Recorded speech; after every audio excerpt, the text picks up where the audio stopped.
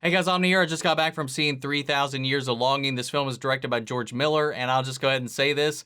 The only films of his that I've actually seen are Happy Feet and Babe Pig in the City. And this is the Mad Max guy, man. Mad Max 1, 2, Fury Road, and I get it. I've not seen any of those movies. I will get to them eventually. And I just do want to preface that right out of the gate and kind of acknowledge that, because I think that expectation that a lot of people might have with seeing his name attached to this and coupled with the trailers, I think there's going to be an expectation going into this movie that it's going to be something that it's not. Especially because I feel like the studio probably didn't know how to market this movie, because the trailer does not represent what this movie actually is, because the trailer's got a lot of energy to it, a lot of pop, especially with the music added to it. It focuses on the surreal imagery, the beat, the wacky, zany kind of visuals, and the stylized art direction of it. And it seems like it's going to be like this fun, kind of weird, trippy kind of romp, and it's not. It's really a slow, methodical sharing of ideas. This movie is primarily a dialogue between two characters. And it does have some energy to it at times, and it does have some very beautiful spectacle and images, but the bulk of this is just a narration between two characters. The story follows Tilda Swinton's character, who is a literary scholar who is off abroad to perform a lecture, and while abroad, stumbles upon in this bazaar a little bauble that happens to contain a djinn, which she discovers when she takes it back to her hotel room. And there appears this djinn, played by Idris Elba, who is there to fulfill his duty and grant her her wishes. But her being a literary scholar, she knows all the cautionary tales, as most of them are, that surround wish fulfillment, djinn, genie, the tricksters, and all that try to kind of manipulate or take advantage of their hosts. And therefore has to kind of be convinced to even use these wishes. And what ensues is a dialogue between the two about their lives, their pasts, and he recounts his life and his previous owners. So we get a little bit of what is essentially kind of an anthology that is contained within this movie. So that's kind of like our connecting thread. And then we spend like 3/4 of this movie recounting this djinn's past. His experience with human beings, his experiences with love, with desire, what he witnesses in humans in their use of his abilities, and what he also himself longs for and wants out of life. And it's really interesting. And that's when this film is at its strongest. And despite him being this all-powerful being, both him and Tilda Swinton always command the same amount of presence in every scene. Their chemistry is really strong, but at the same time, as large and grand as some of these themes are, it's very still reserved. This is a very low energy kind of movie outside of some of the sequences that we see within the past, which have this very ethereal, otherworldly kind of vibe to them, especially they're being recounted by this djinn. And it kind of has, like, I would say, like this saturated kind of color grading to it. You know, the backgrounds, and a bulk of it is CGI, given, you know, what they're trying to show off in this, but it's stylized in a way where it kind of fits and blends in with everything. The colors pop, it's vibrant. It almost kind of reminds me of like how the colors are a little bit, but a little more saturated and more varied than like Zack Snyder's 300. It kind of reminded me of that. But a little more flavorful, you know? Not to discount that at all, because I do love that movie, but it had like this breath to it and that energy and that I feel like that whole segment is when I felt like the film was at its strongest.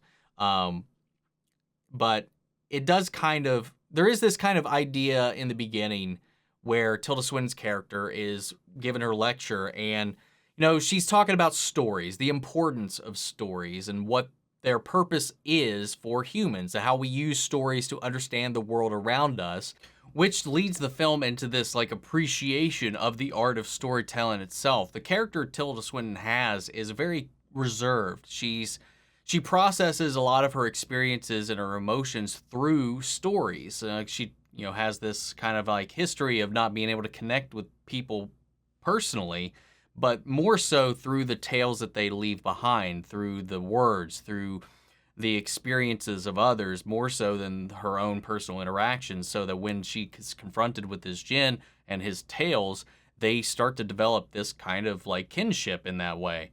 And it's really kind of beautiful in the end. As an introvert myself, I can definitely relate with that concept because I lose myself in my stories, my fantasies, my, these shows, these movies, video games, what have you. I love the stories of it all. I do love my social interaction. I love my friends. I love my family. I like getting out in the world and all that stuff. But, when it comes to connecting, sometimes it's just not that easy. And sometimes a good story is a way to kind of get out this thing I'm trying to say or this thing I'm trying to process. It's a little bit easier for me in that way. And I feel like that's kind of similar for her, but not quite the same thing, but it kind of goes along those lines. And, for this being that is infinite, the stories that he can recount just captivates her mind. And it's just a really beautiful kind of tale in the end. I was completely invested in this movie, I'd say throughout the entire runtime up until maybe the final fourth of the movie, where it started to get a little unfocused. It started to kind of fizzle out a little bit for me. And I think it became a little unfocused there towards the end. And I'd even say that about the beginning of the movie too, because there's some things that are introduced. There's some things that are alluded to with her character that honestly end up going nowhere. And it really didn't pay off in any kind of relevant way later into the movie. So there's some things in the beginning that I feel like didn't need to be there. So the beginnings of this movie and the end of the movie, like the last 10 to 15 minutes of the movie and the first 10 minutes of the movie, I feel like are very unfocused. While the middle bulk of the film is where it's at its strongest, and it's enthralling, it's beautiful, it's emotional, it's, like I said, this is a slow burn movie. Think of it like this. It's kind of like you're going down like an open highway. It's like gorgeous scenery on every side. There's no other traffic on the road. You have no need or rush to get anywhere, and you're just cruising down the road, taking in the sights, and just relaxing. That's what this movie kind of felt like to me. And it's not going to be for everybody. This movie 100% is not going to be for everybody. I did kind of look at the Rotten Tomatoes scores going into this, and I kind of get that gauge, both from the critics and from the audience score. And I know that's always something to worry about, but I when I was trying to decide what movie I wanted to see this weekend, I kind of did use that as kind of my point of reference, because there's still a couple other films that I haven't gotten around to seeing, and I don't know if I'm going to at this point. I still haven't seen Bodies. I still haven't seen Beast, and I still, what's the other one that just came out this weekend as well? The Invitation, which that one's getting wrecked right now on there. But I saw the trailers for that, and it gave me some Ready or Not vibes, so I was like, I don't know, I'll check it out, and maybe I'll check that out this weekend, but we'll see. But this movie, honestly, I gotta say, I really overall enjoyed it.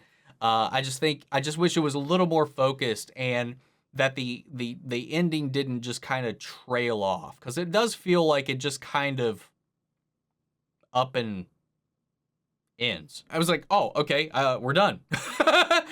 But yeah, man, I'd love to know what you guys thought. Have you seen it? If you have, let me know your thoughts down below. We'll carry on the conversation after the video. Feel free to join us in our Discord. We could talk about it there as well. Links to that in all my social description box below. Follow me in each and every one of those. Before we go, I want to shout out our channel legends: Manny Sherritt, Ryan Karen, Jason Coleman, Philly Vane, Yori Corey Scott, Margaret Grace, Mary Bradley, Melita, Robert Angano, and Raven McCann. Thank you guys so much for your continued support. That's it for this video, guys, and I'll see you all in the next one.